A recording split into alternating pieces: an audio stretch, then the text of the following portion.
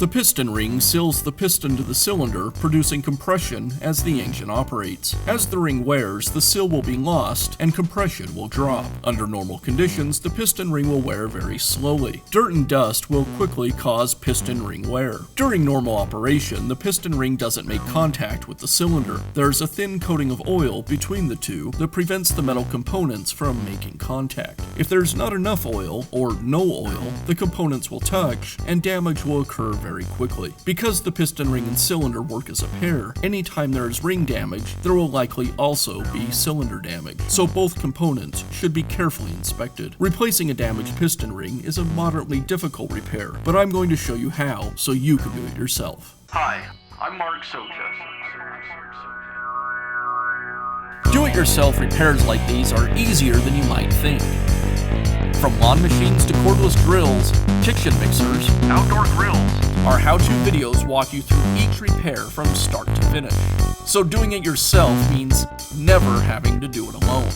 Let's get started. I'll begin by removing the air filter cover and the air filter.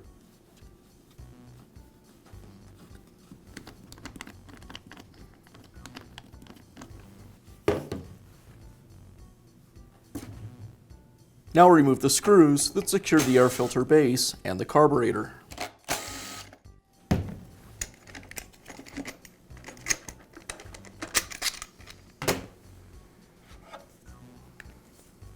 Next, I'll remove the starter.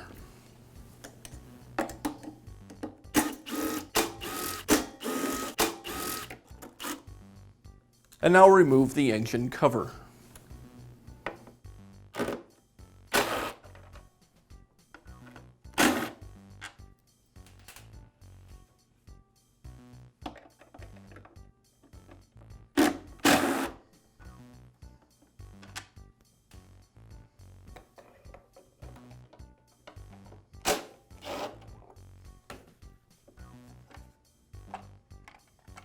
Now remove the muffler.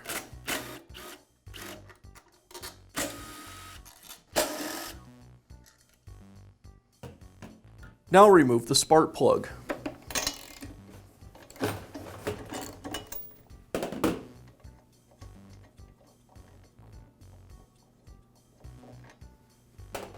The heat shield.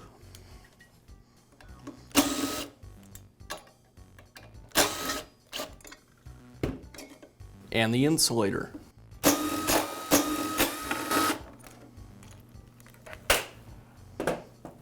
Along with the gasket.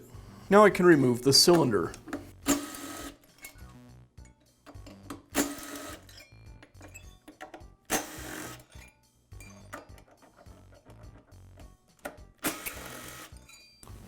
I'll rotate the cylinder 90 degrees.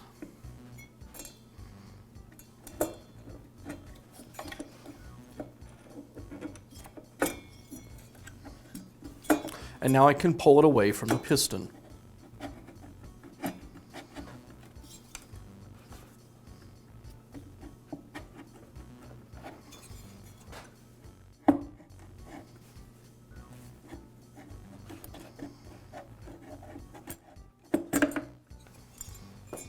Now I'll remove the gasket.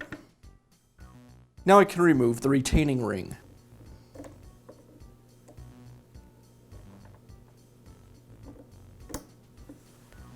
With the retaining ring removed, I'll use a small pick to push the piston pin away from the piston. And now I can remove it. As I do, I'll be careful that I don't drop the bearing and washers down into the crankcase.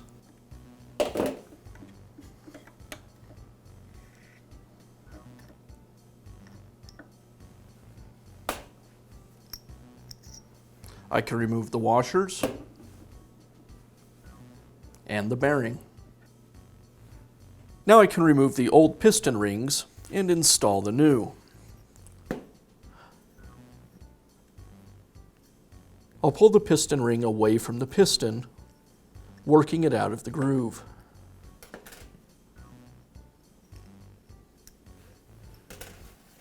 Now I can install the new rings.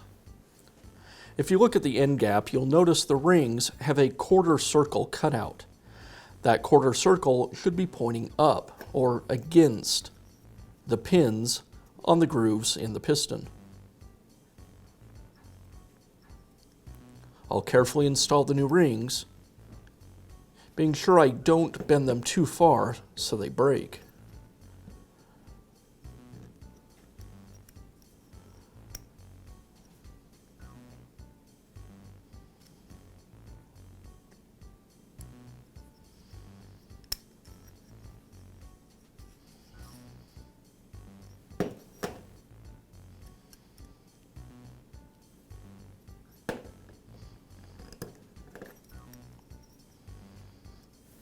To install the bearing, I'll first apply a little bit of 2-cycle oil to lubricate it. Then I'll slide the bearing into the connecting rod.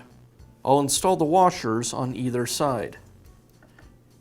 And again, I'll apply oil to each part.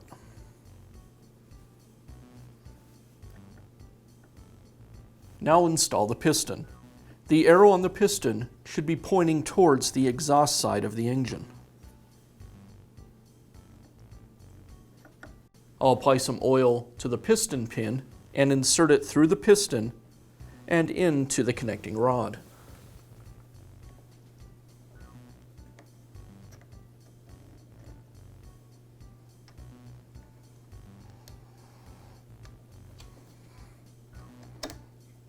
And I'll install the second snap ring to secure the piston pin.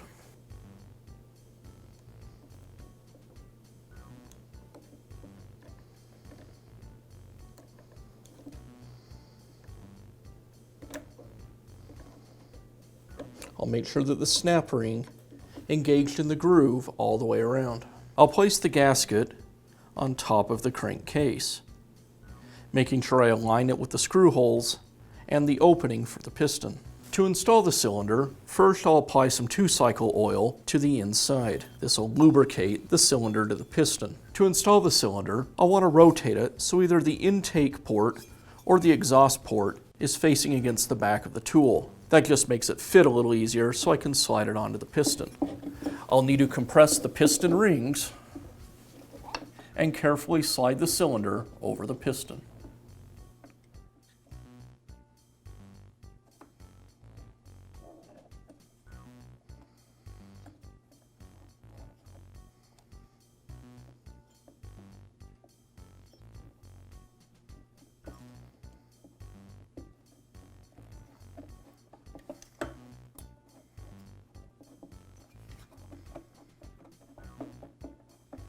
Once the cylinder is past the piston rings, I'll rotate it again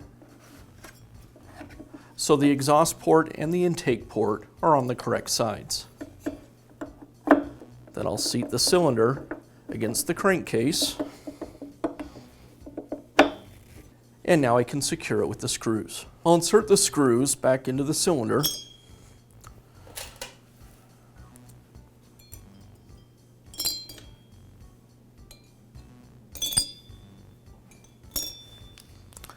And I'll use a long screwdriver to secure them.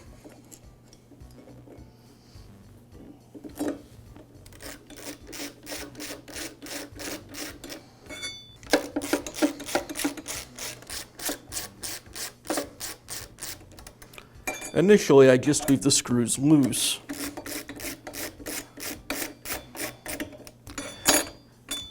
Then I like to manually rotate the engine over, and this will help to center the cylinder. And now I'll tighten the screws.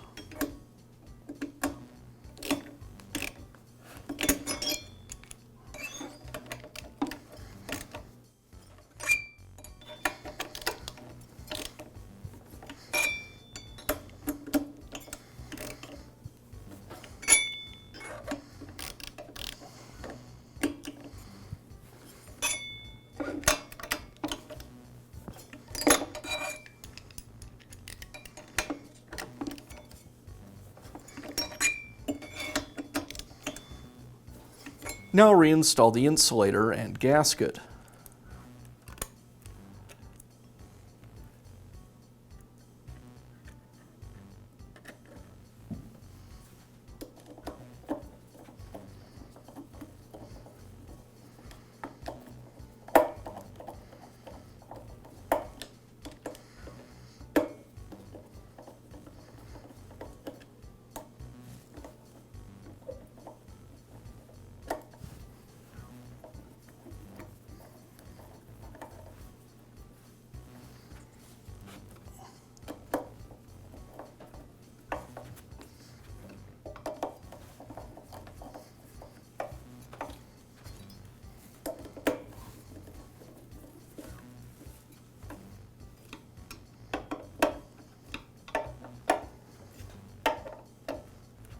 Now reinstall the muffler.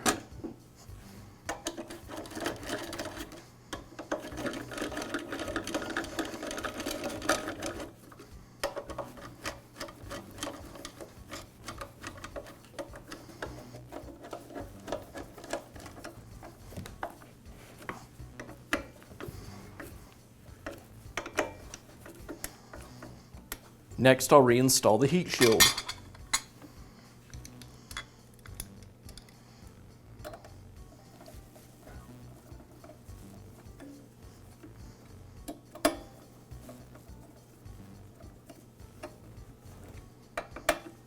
And then the spark plug.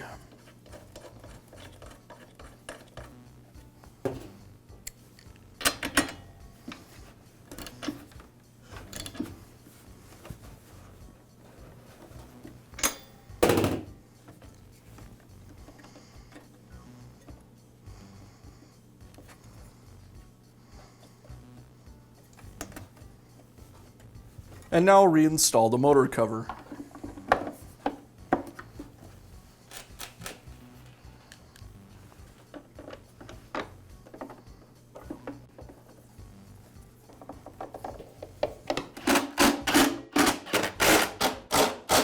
Next, I'll reinstall the starter.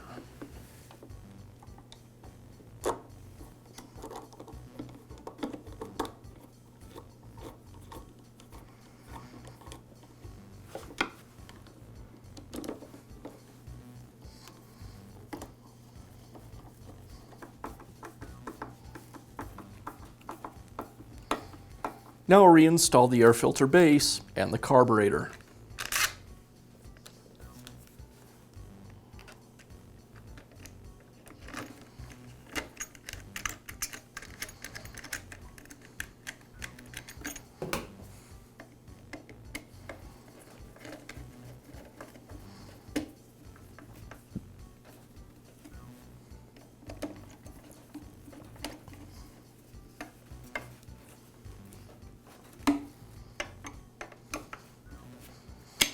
I'll finish up by reinstalling the air filter and the air filter cover.